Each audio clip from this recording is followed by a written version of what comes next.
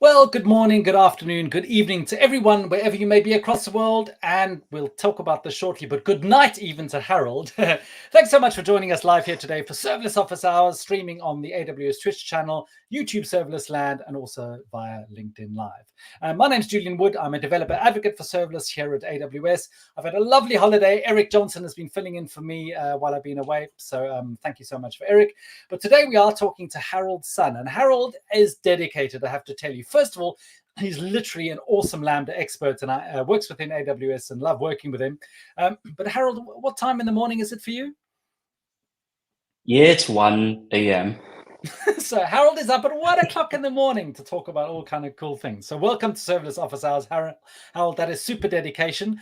Yeah, tell us, how did you come to work at AWS and work in the world of serverless? Well, first, thanks for having me here. I have been in AWS for 5 years. Before I joined AWS, I was an AWS customer as well. Before that, I worked for Hewlett-Packard and Microsoft for I think about 8 years around that. And I joined a startup to build some cloud call center stuff on AWS. And after that startup doesn't work out, I actually joined AWS. And in AWS, I spent 2 years work with customers as account SA. Then I take the opportunity to focus on serverless, become a service specialist SA. Well, Harold, yeah, we're super happy to have you. Yeah, thanks for the story. Now, I love Harold. Harold lives in China, and I've traveled. I think I've spent 6 weeks in China as well. Harold's from Chengdu, but is in Beijing at the moment.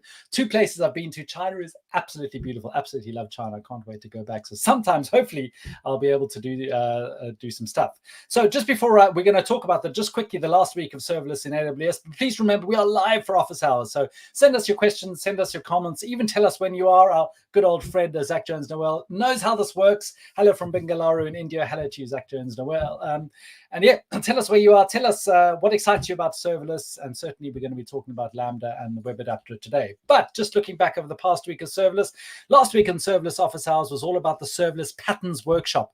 And Eric spoke to Gidrius and Luca Mezzalira all about this great new workshop that they're putting together, talking about architectural patterns for serverless. So that's on our Serverless Land YouTube page, along with all other previous episodes of Serverless Office Hours. Well, what's new in the world of serverless over the past few weeks? The top one for Lambda, we don't normally talk about just new region expansions, but Lambda functions powered by Graviton 2 are now available in 6 additional regions. And this is important because if you want to reduce costs and you want to get some additional performance benefits, this can be a real win for you. So yeah, a new region expansion is super important for that. SNS has got some new additional metrics for CloudWatch, and also AppSync. People are really happy about AppSync, an improved module and functions for JavaScript DynamoDB resolvers. And two below is a super cool one, JavaScript for all resolvers in GraphQL APIs.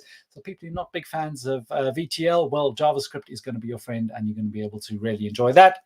And also the Step Functions team, who are our wizards in terms of authoring experiences with their Workflow Studio, have come out with some new cool things as part of Step Functions. So that's all what's been happening over the past few weeks in serverless. There are some additional blog posts as well. Ben Smith talks about the new Step Functions Workflow Studio with the new features. I think there's some landing pages and some different ways that you can connect all things together. File sharing using S3 and Step Functions. Islam and Adrian have put together with that. And one I really liked reading, actually went back from holiday, from Jerome, about protecting Lambda function URLs with CloudFront and Lambda at Edge. Harold's going to be talking about Lambda URLs today. But yeah, this is a really nice way to combine the IAM authentication of Lambda URLs to have them all nice and safely protected, but also using CloudFront and Lambda and Edge to be able to make them open to the internet. So that is super useful and interesting. Some other things that are going on the 26th of October, EDA Day, Event-Driven Architectures Day in Nashville. The keynote speaker in the morning, in fact, funny enough, I have the book, James Urquhart, keynote speaker in the morning. He's literally the author of Flow Architectures, The Future of Streaming and Event-Driven Integrations. This was the book that taught me so much about the possibilities and future of event-driven architectures. And James is going to be keynoting, so super looking forward to that. So October the 26th, please, I would suggest to get your tickets before they do sell out. Also, the Serverless Land, which is all things on about serverless on AWS, has a learning page which has been revamped. Whole bunch of learning things. I've done a course on Lambda fundamentals. I've also done a guide on using Lambda to process Apache Kafka streams really. So I definitely sound as I've been on holiday. I know some people do stream with Kafka, and so Lambda makes it super easy to use Kafka with Lambda. And yeah, a whole guide that goes really in depth on from networking to authentication to do some high profile and high throughput stream processing with Kafka. Also, if you're using distributed data processing world, Step Functions has a distributed map, which allows you to do really scale out processing. And Uma Ramados and Adam Wagner, who are real experts in the space, have put together a learning guide on that. And also there's a new DynamoDB knowledge portable. So a whole bunch of specialist solution architects for DynamoDB have put together all their collective brains and a whole great new learning guide on the DynamoDB knowledge portal. But this week we are talking all about Lambda, and many people love running web applications on Lambda, but sometimes there's a little bit of work that you need to do to make it with Lambda, or to make it work with Lambda, unless you follow the work of Harold, who can run any web app on a Lambda function. So yeah, Harold, over to you. Tell us about how you can run any web app on Lambda. Cool. Thanks for the introduction. So we're going to talk about how to run web application on AWS Lambda. But first, let's see, as people, very frequent questions that I got from my customers who is new to AWS Lambda, and they wanted to build serverless APIs, serverless web applications. The first question they got asked me is, how could they actually use their existing web frameworks like Express.js or Flask or even SpringBoot to run those on Lambda so that they can quickly get started? First hurdle they met is Lambda's programming model is quite different. Lambda is event-driven function compute, and Lambda will give you event payload. It's mostly like a JSON doc, and you have to write a handler to pass a JSON doc and process that. And you also need to send back a JSON response that in the format that Lambda understands. So this is quite different than the usual web framework that you respond to HTTP requests and send HTTP response. So this is the first thing that people need to learn how to use Lambda. We are thinking about we are creating something that allows people to use their familiar programming model to use HTTP and web frameworks, and you can run that on Lambda. Not only that, you can also move your existing HTTP web applications or web applications quite easily onto Lambda without changing a lot of code. And you can also got portability between Lambda, Fargate, and EC2. So you are able to move your code among all these compute options. So that's where we are introducing AWS Lambda Web Adapter. This is an open source project that written in Rust. And this adapter allows the developer to run their web applications unmodified, mostly, in a Lambda execution environment, and they can receive HTTP requests through API gateway endpoints or Lambda function URLs or through application load balancers.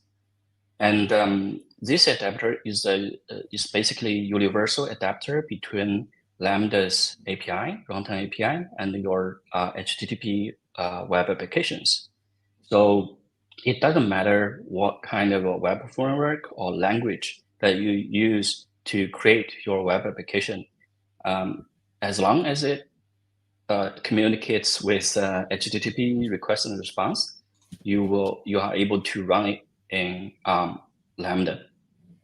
and so that you can use your existing tools, familiar tools, and also use your existing IDEs to do local debug. You will have a much better local development experience.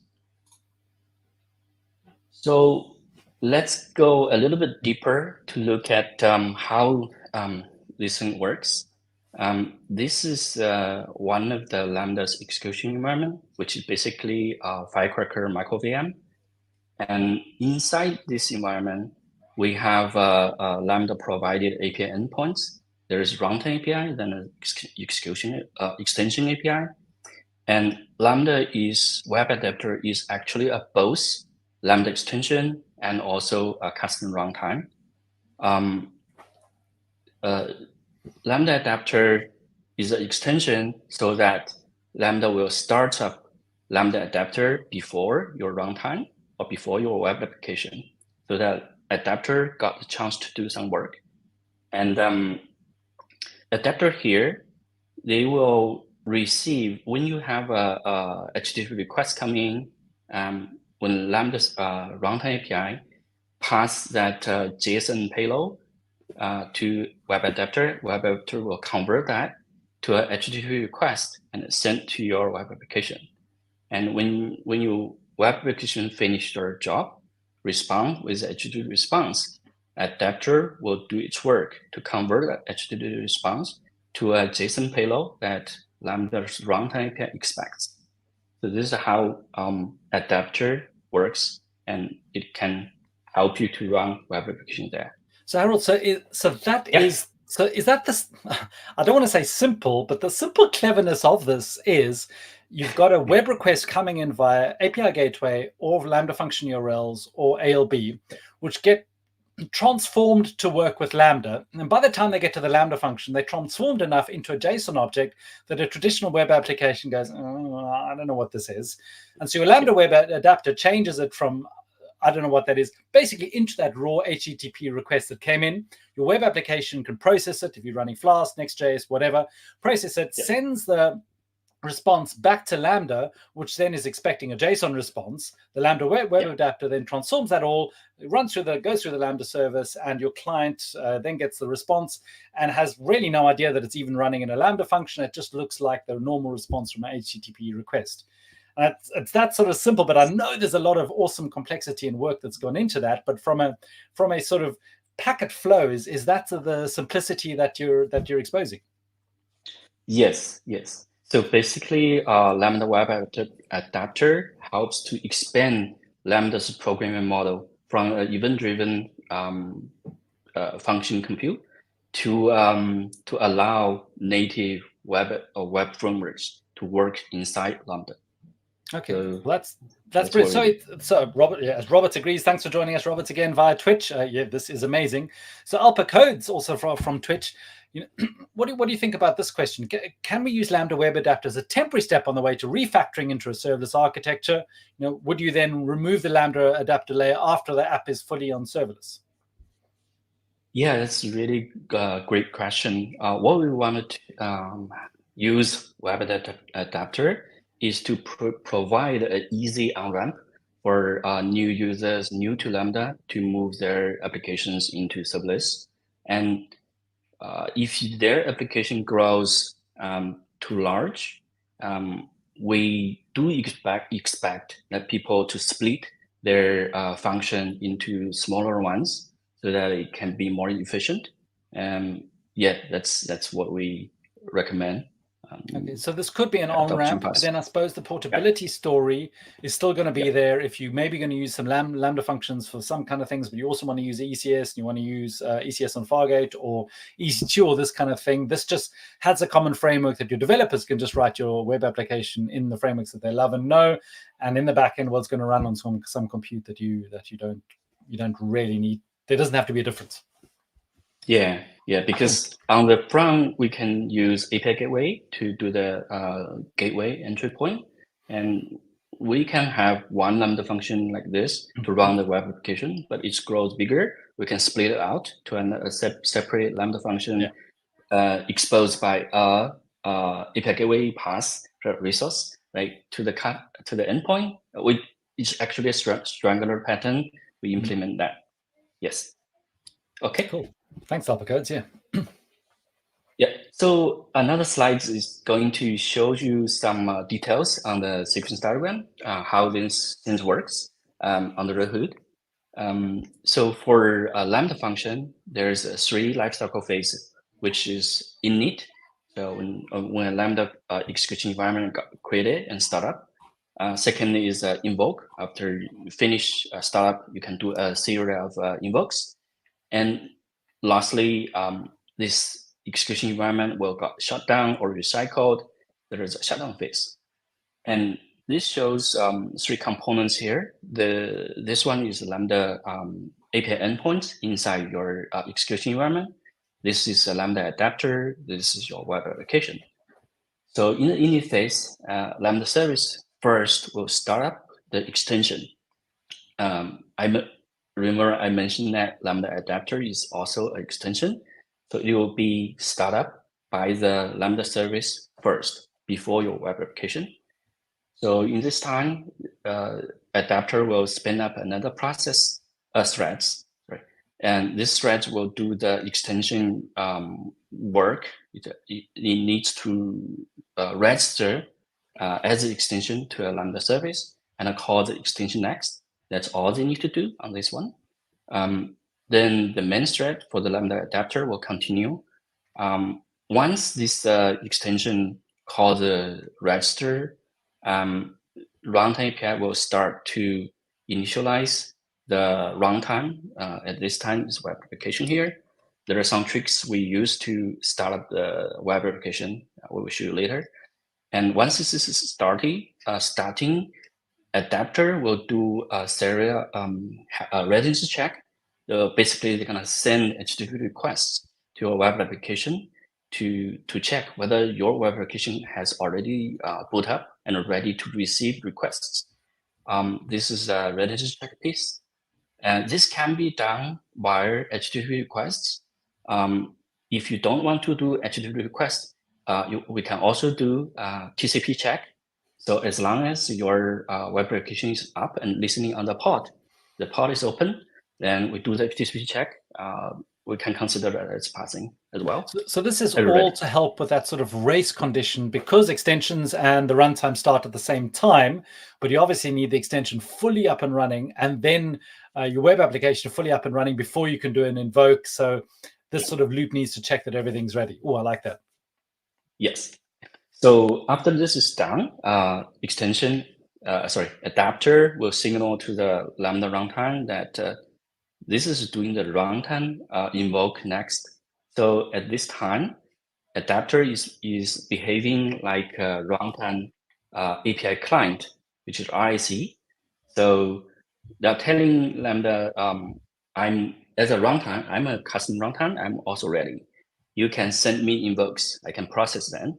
Now we go to invoke phase. Lambda actually send that invoke data to the Lambda adapter, because this is basically a return for this call. There will be a JSON payload sent to the web adapter. Then adapter will do some work here to convert that JSON payload to a raw HTTP request and send the request to the web application. And the web application will do its own business logic and then send the response back. And after receive the response, adapter will do another conversion from the HTTP response to the JSON payload that Lambda service expects and send it back through the response endpoint. After this is done, Lambda runtime will go into the next loop to call for a runtime invoke next. So this is going to repeat. If there's a multiple request invoke comes in, this loop will continue, repeat multiple times. And until if there's no request for some time, or if the runtime has been running for some hours, Lambda will decide to shut it down and recycle it. And because we have adapter attached, adapter is external extension, and Lambda service actually enables a runtime phase for your function. If your function does not have any extension attached, there is no runtime phase. Your code does not get any chance to execute at this time. But with extension attached, Lambda actually enables shutdown lifecycle. This means when Lambda service actually shut down your runtime, this it will first send a sigturn signal to your runtime process. Here is web application, and it will give the web application 300 to 500 milliseconds. For this time, it's 300 to do cleanup work. So you can do graceful shutdown to close database connections or release some kind of a distribution lock. After that,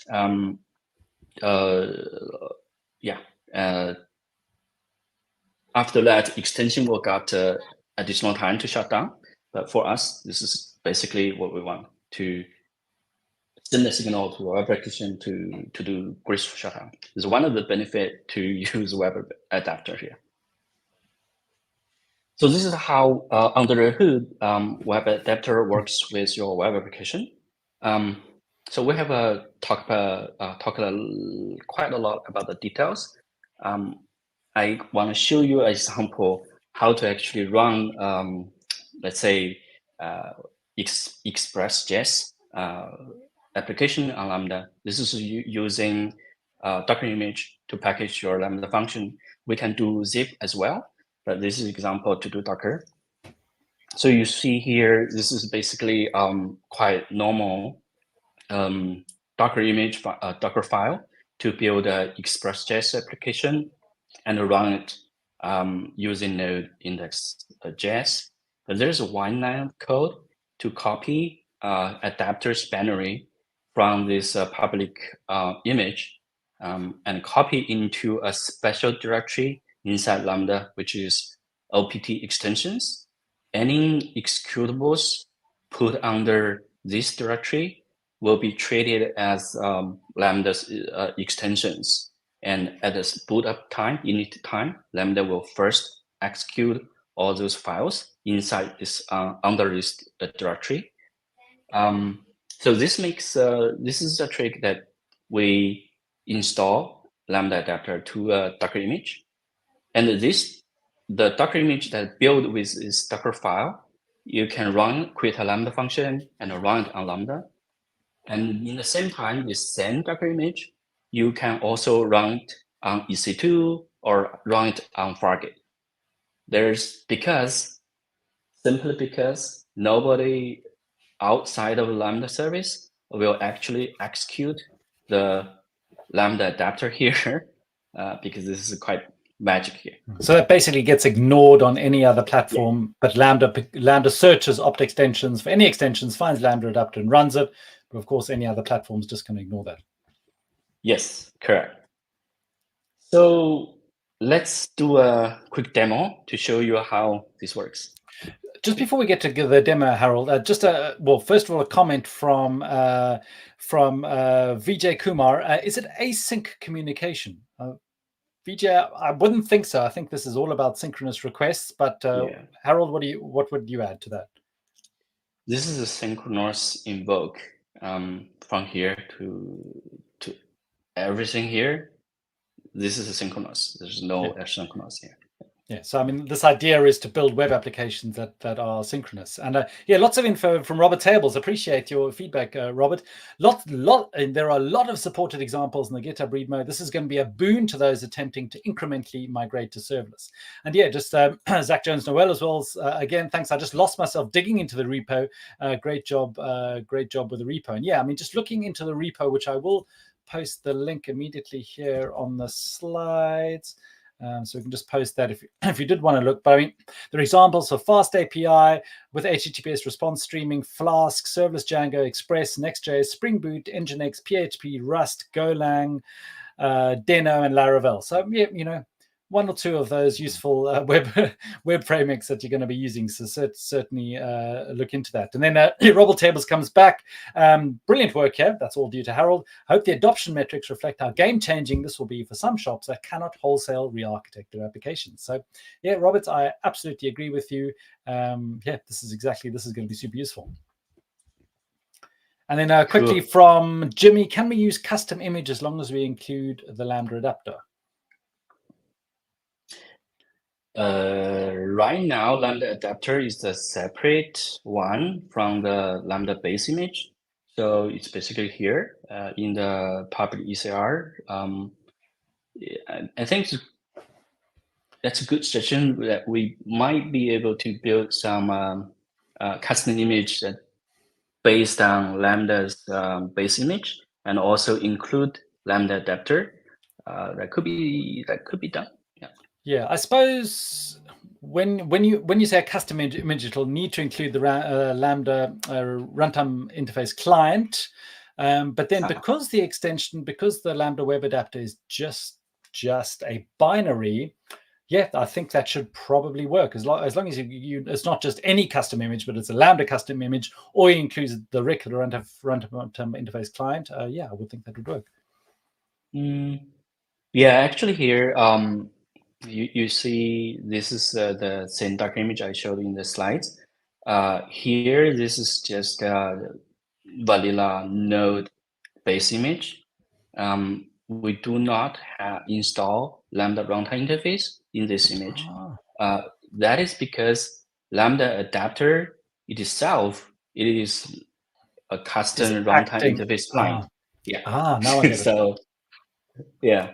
Okay, now I get it. So yes, I didn't spot that nuance earlier. So the Lambda Web Adapter includes the runtime interface client, which means this is applicable across many images because you don't have to amend your code. You don't in fact have to pull in a Lambda specific base image.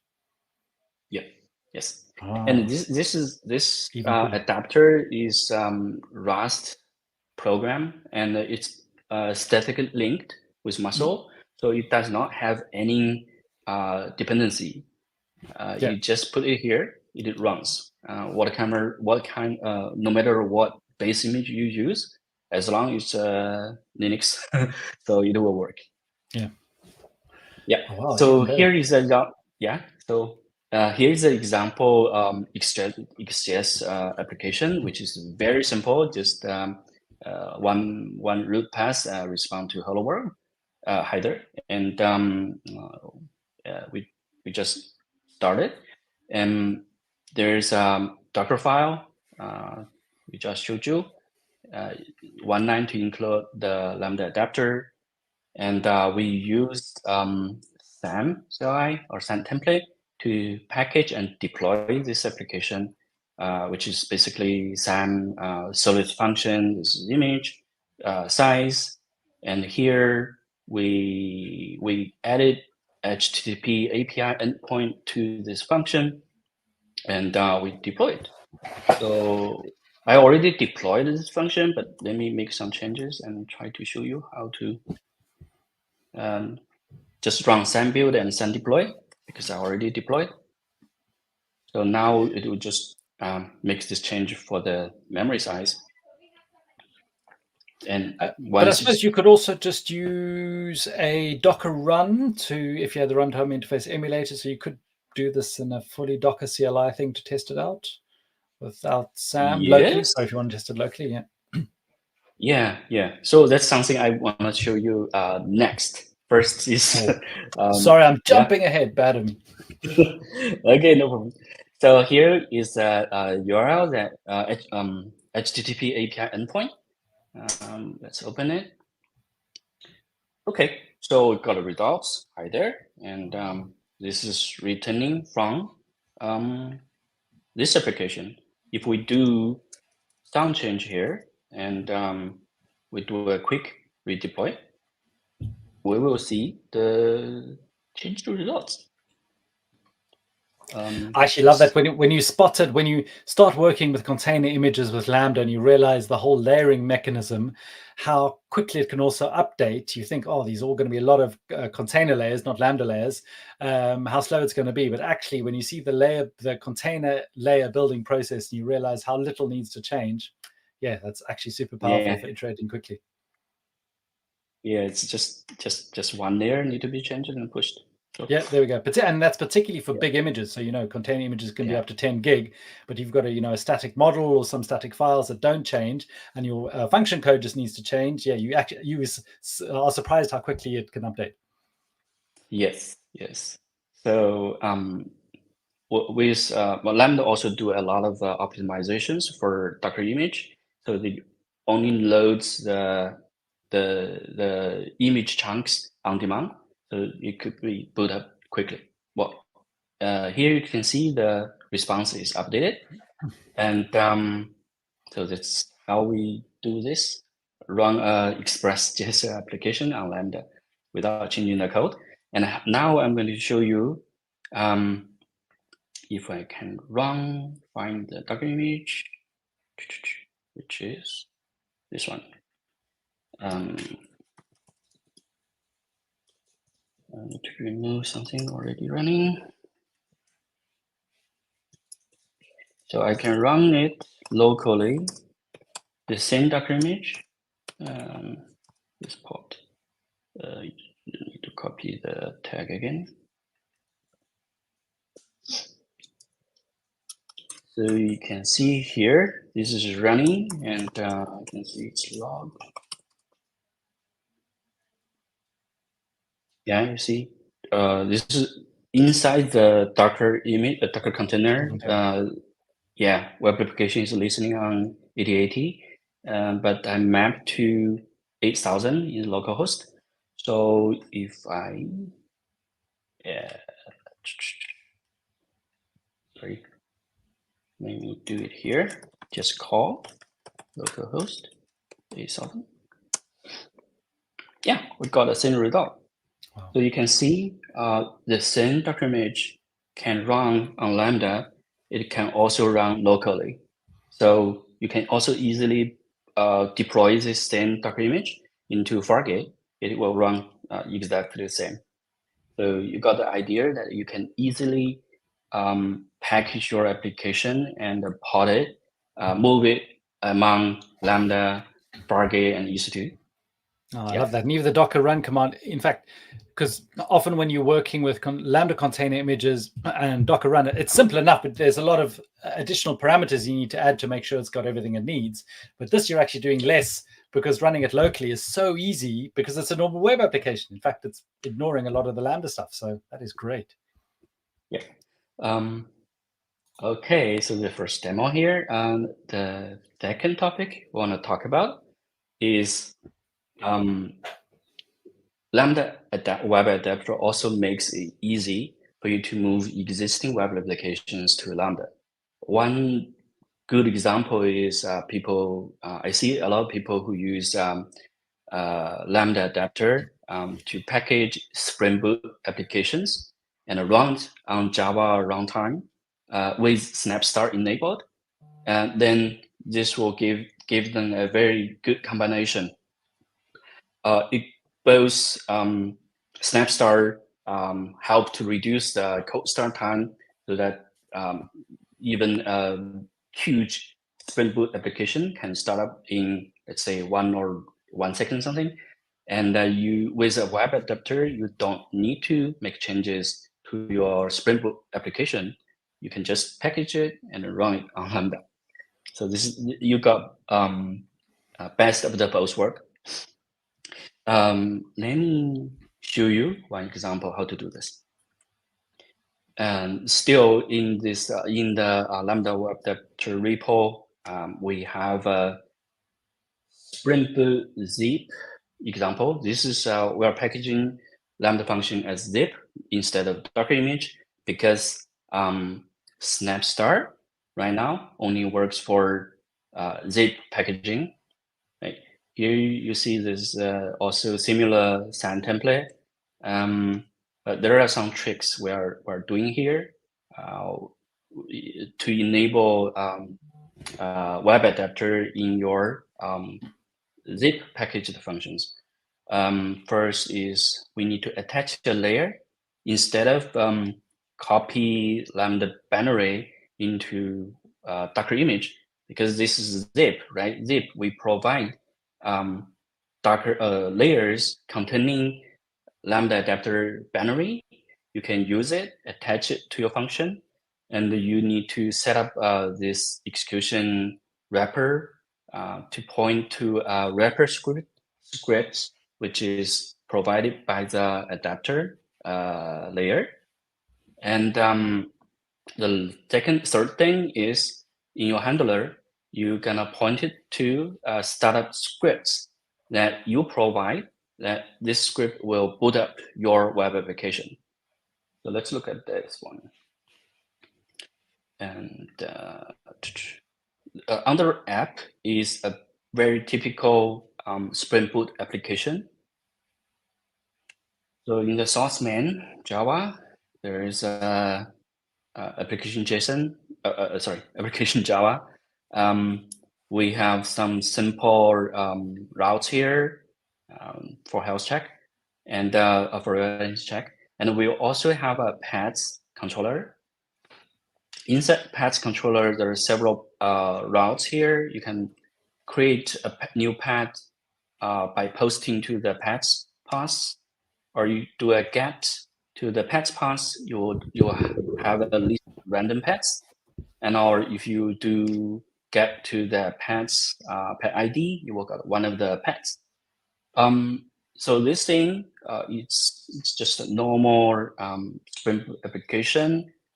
And if you want, you can actually start or run locally or debug it as usual, however you do it. And after that, you can add this run.sh file. It's basically shell script. This one is give you opportunity to start up your web application. And yeah, to start a SpringBoot, it's quite easy, right? You just do Java run your application. That's it. Or if you package it as jar file, you can use Java jar, run your jar file. That's also okay. Now let's see if we do a deployment here.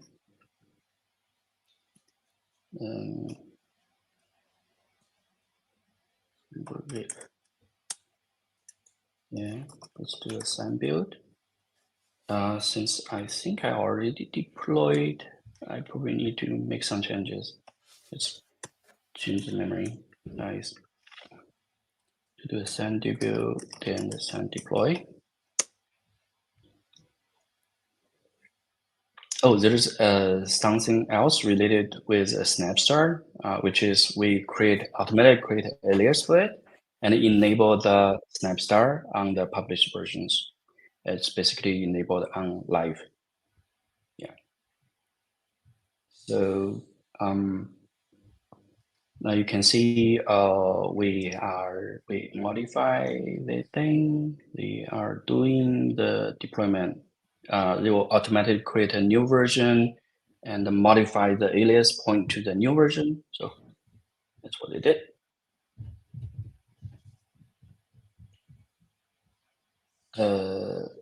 Another thing, because adapter is Rust application, Rust binary, you can specify Rust log environment variable.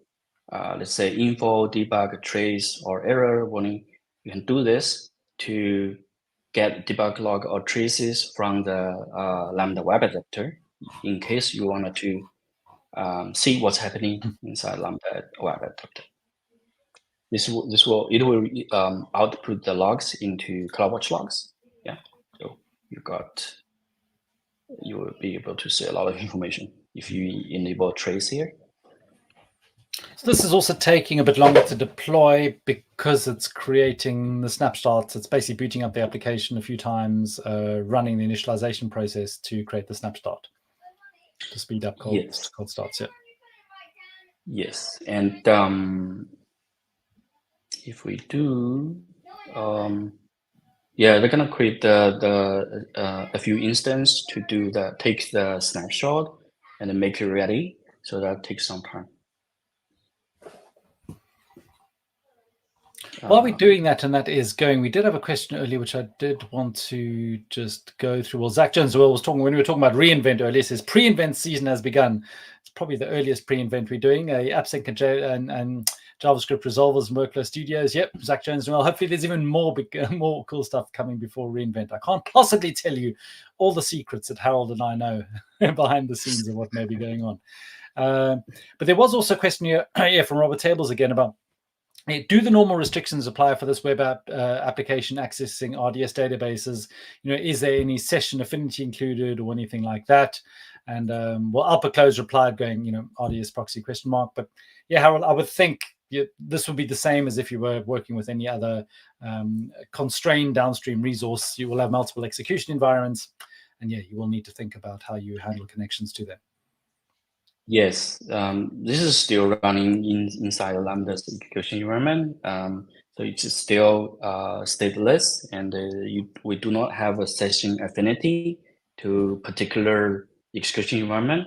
Your function or your web application, if you save session data inside memory, you need to change that. You need to consider whether using cookies or use the external storage to share your session states. That's some basic requirements for building auto-scaling stateless web application tier. Right? That's the same. So Harold, I was just thinking for this Java example, something I was puzzling in my head. You are still using the Java manage runtime, but you're using the exec wrapper to just start the web application as normal instead of the handler. So you're not actually running the Java. So that exec wrapper command is, instead of running the handler, it's going to run that script file, which is just going to start your web application, which means you've had to make no changes to web application. It's just going to start up as normal. Okay. I think I got that. Actually, this wrapper script will execute this one. And by execute, it actually means that we're going to use this program's code to replace the current shell program, so that because this wrapper script is actually running inside the runtime process, and then we do execute your run scripts. We basically use your web application process to replace the Java's runtime process. Runtime environment. Okay. So two things going on there. The layer is running the web adapter as an extension. That's just going to run automatically. And then not actually using the custom runtime service, but using a wrapper script, which is an internal extension, another whole different type of extension, separate from the web adapter, to run your Java native application. Okay. Yes. I'm getting that. That's a trick. So here we already get it running, and actually the first invoke is pretty fast. I think just 1 second something.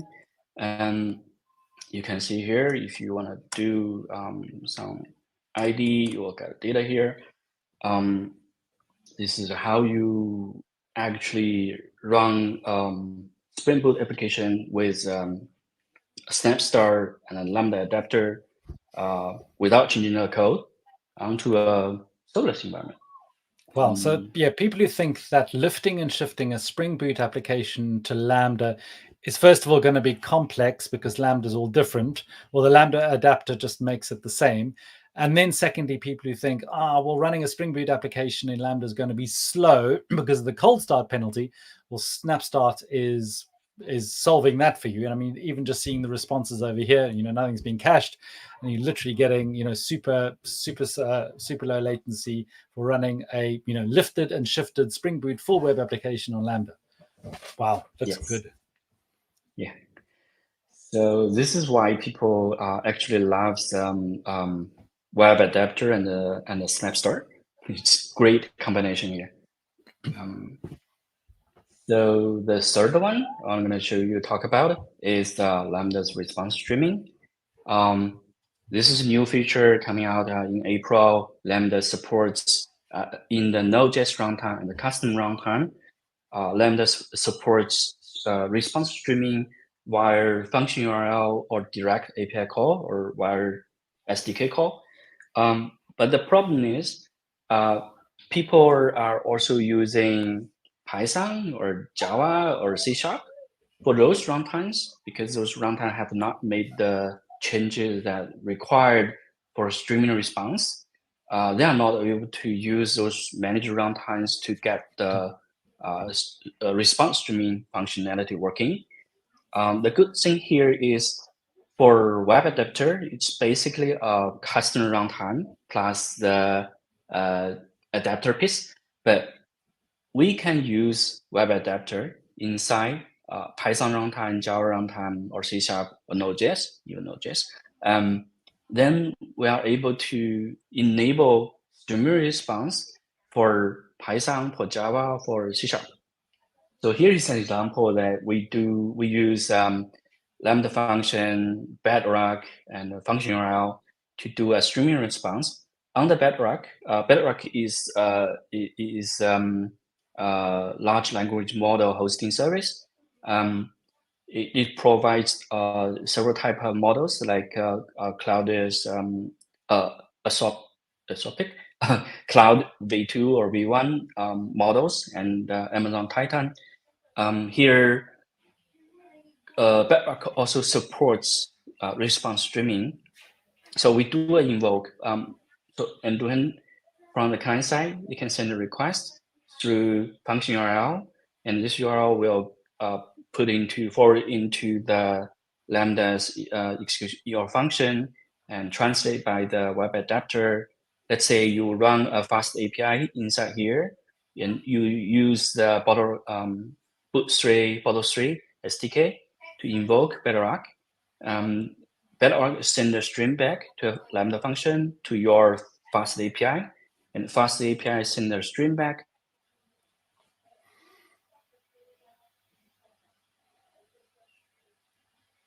to web adapter. Web adapter send a stream back to the function client. So this will work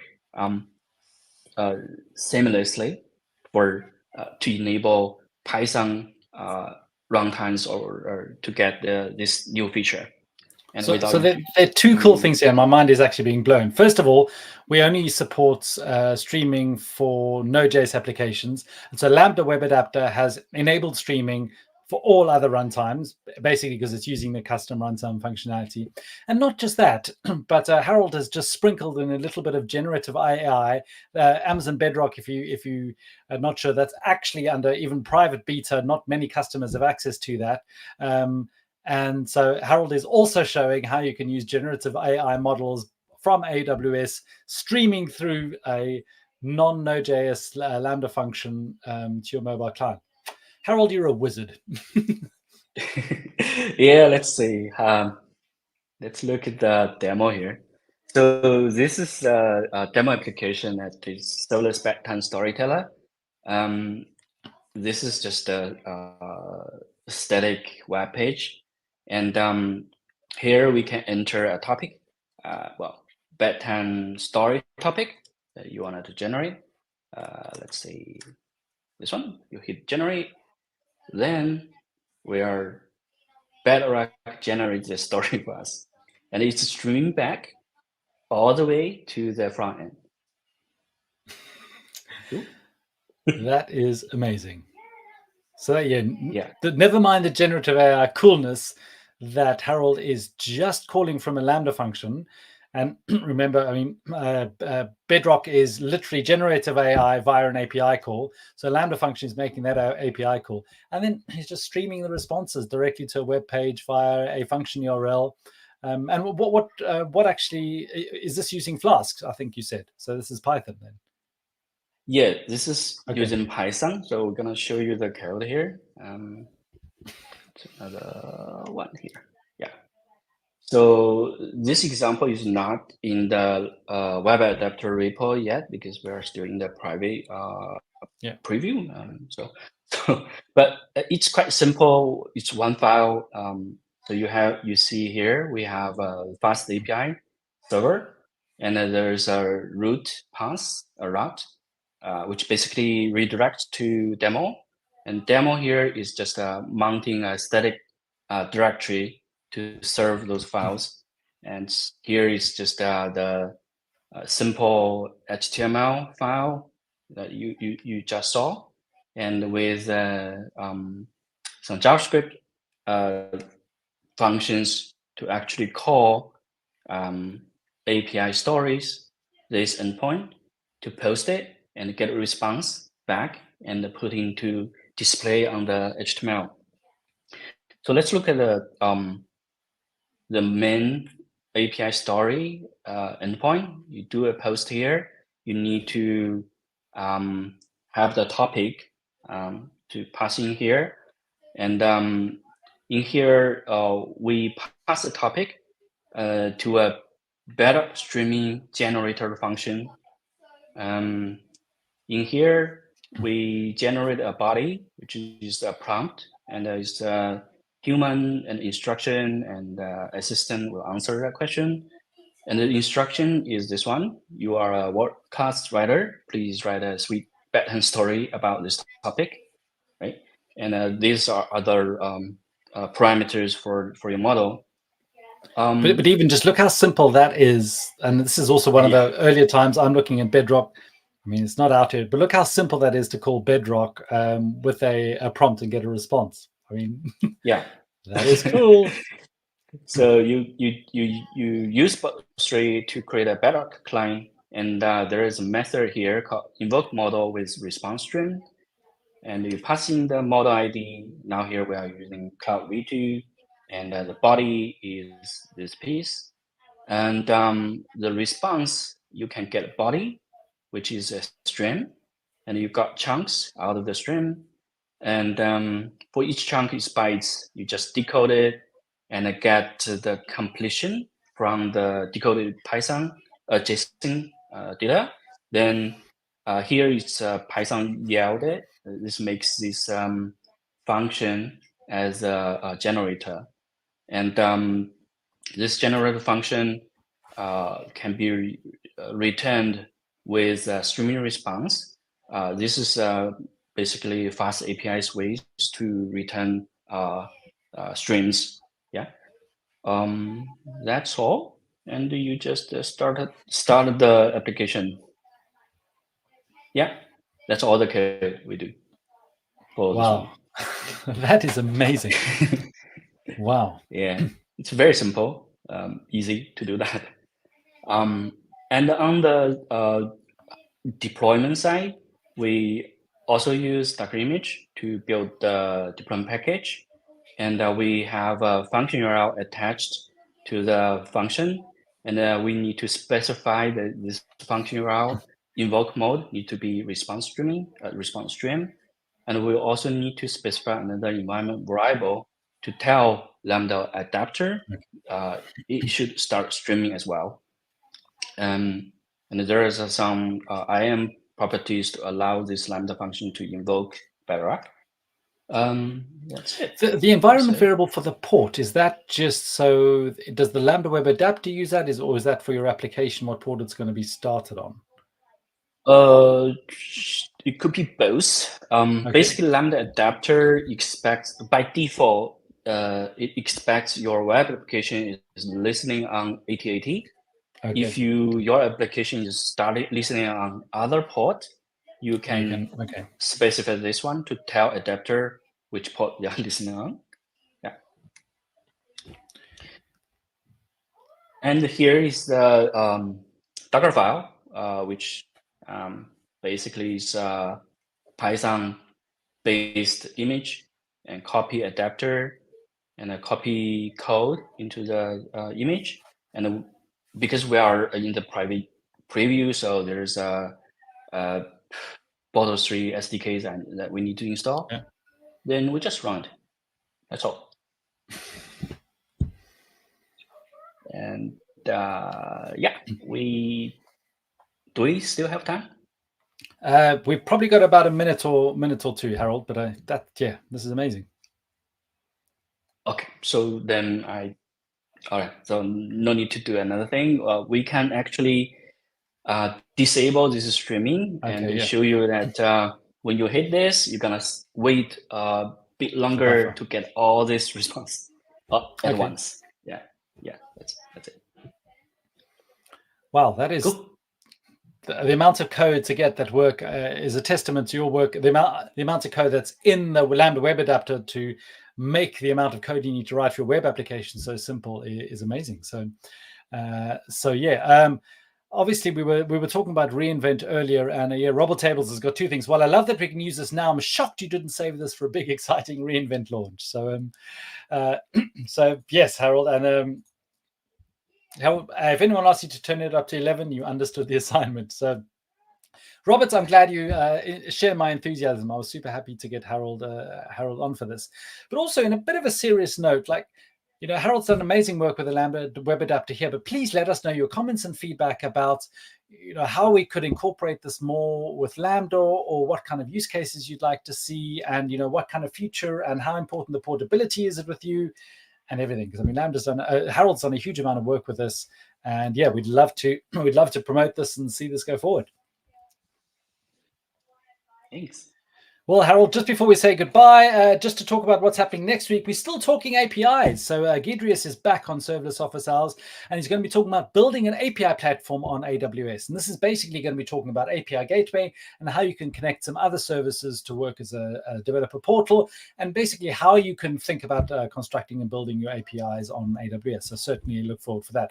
Don't forget serverlessland.com, everything to do with serverless on AWS, with a new learning page, EDA Day Nashville before the tickets sell out. It will be super great to see you over there with a great keynote speaker. I'm talking about flow architectures. And also don't forget, on Serverless Land, we've got patterns, workflows, snippets, and repos.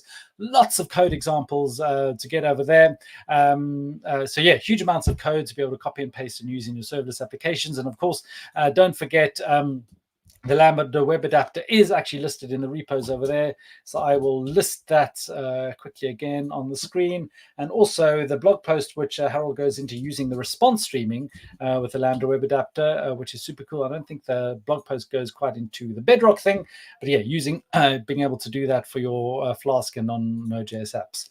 Well, wow, that is excellent. Harold, thank you so much for joining us on Serverless Office Hours. Really appreciate that. It's nearly, 1 minute to 2 o'clock in the mornings. That is super dedication. Love the work you've been doing with the Lambda Web Adapter. And hopefully we can have you on again another time to talk about some cool things. Thanks. Excellent. And thanks everybody else for watching. We'll be back same time, same place. Thank you for your questions, and thank you for your comments. We always appreciate you being in touch with us. So thank you very much, and enjoy the rest of your